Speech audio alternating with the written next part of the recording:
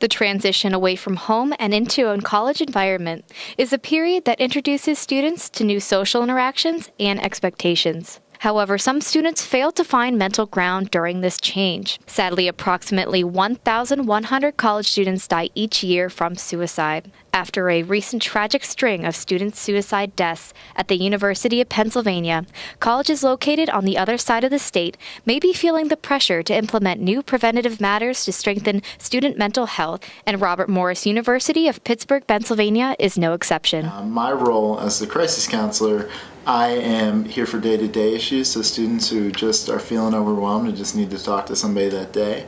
And I'm also on call 24/7 in case of emergencies. We also have a psychiatrist who's on campus 1 day a week, and so students who are interested in medications can also meet with our psychiatrist to do that. You know, there's rarely a day that our schedules aren't full. Last year, in our first year, we saw almost about 10% of the student body. So, yeah, I think we saw close to 500 students last year alone, which is just pretty unbelievable. You know, it's kind of one of those, like, if you build it, they will come. You know, there's a huge need. Mental health issues are increasing on campuses.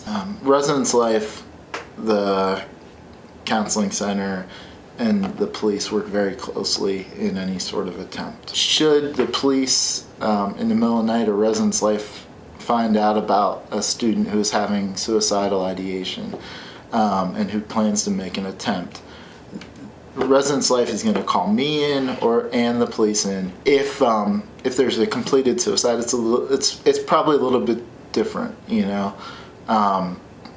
We would focus then more on the other students. We are very much, you know, co-parents of students. So we argue for a kind of community-based approach that has a number of components, and really you can think about the components as the school should be doing what it can to help promote connectedness and life skills and the kinds of things that are really kind of developed through a thoughtful student affairs programming system. I think as a freshman mentor, it's absolutely my responsibility to always be there for a student regardless of what they're going through. We're taught from day one to let them know that we're their resource. Like if they come to us and they say, look, can I talk to you and you promise not to tell anybody? We have to say, if it's the type of thing where you can harm yourself, I'm obligated to tell someone, which makes me kind of sad because I'm afraid that someone's not going to come to me if they need to. But at the same time, I think it's good because we know like the right channels to bring it to. There should be, you know, multiple opportunities for students to connect both to, you know, the sort of the general campus community, but to subgroups within. In fact, the suicide rate among college students is lower than the rate among non-college attending 18 to 25-year-olds. So being in college is, I think, a surprise to many people, is actually protective. Just being a college student in general, but especially when you're a freshman, you're thrown into this new environment, you're away from home, and you might adjust well or you might not adjust well. I think for a lot of students, making that adjustment is very scary.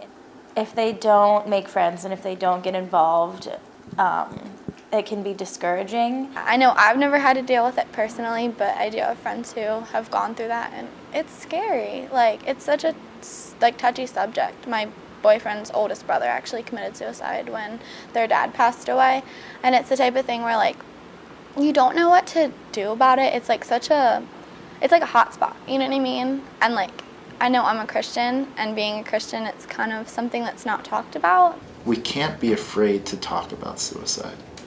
Because the reality is that if I ask a friend about suicide, it's not putting it in their heads, right? So if I said to you, hey, have you ever thought about suicide? If you hadn't, you're not going to now just become suicidal. What actually research shows is that when we ask about it, it lowers anxiety, and somebody who might not have ever talked about it can begin talking about it for the first time. For more information on ways to start the conversation on suicide prevention, visit the JED Foundation website at jedfoundation.org.